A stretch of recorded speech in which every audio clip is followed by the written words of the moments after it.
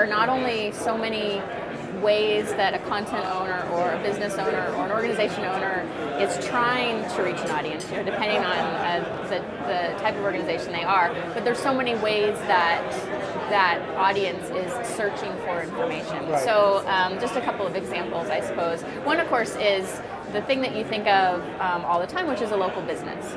Right, and so they may not even have a website, but they know that they're trying to reach people locally, and they know that these days people search online for everything, including their local information, right? It's replaced the yellow pages, it's replaced all these other things, and so for that type of a thing, what you really want to do is to make sure that you are very visible on, say, a Google Maps.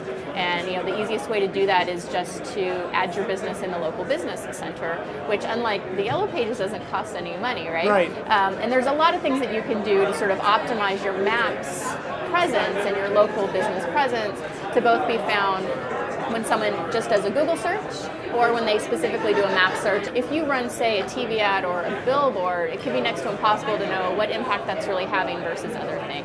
But at least with something like local search, there are some things that have been somewhat successful. You'll never know 100%. One thing that works really well if you're a business is coupons, because people love coupons, and you can put the coupon right in the map with Google.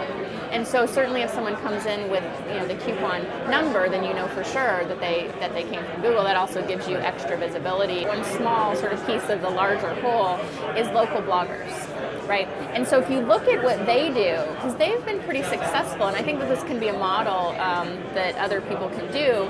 I live in a neighborhood.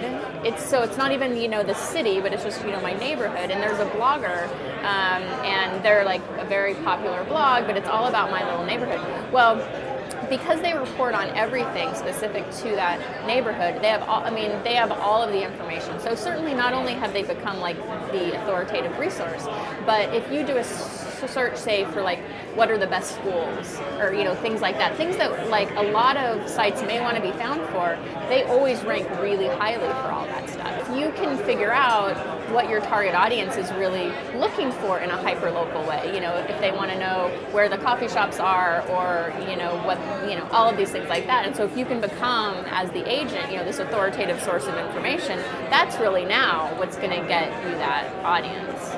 If what you're trying to reach is an audience in a particular country, then the types of things you need to think about are what's the TLD of the domain? Is it a .fr versus a .co.uk?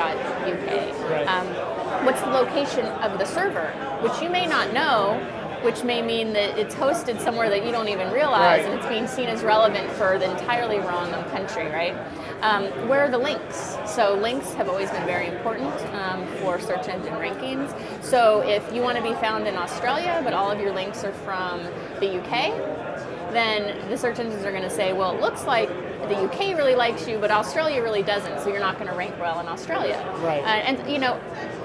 Other things are probably more obvious, which is like you don't want to mix languages on a page. You want each page to have a separate language. If possible, you want to have clusters for the country or the language on if not the TLD, at least like a subdomain, as opposed to mixing them or using parameters. I mean, make it as easy as possible both for search engines and people to understand, because certainly with people it's going to be the same, right? If I'm looking on HP's site and I'm Spanish and I see the English page and I see it says EN, I might just want to change that to ES in the folder structure because I think that's going to work. Right. And if it's just all over the place, then I get a bad experience. And so, if you think about it from the usability side, that normally helps the search engine side too. So user experience should really drive the search experience. Yeah, absolutely. Yes. Okay, great.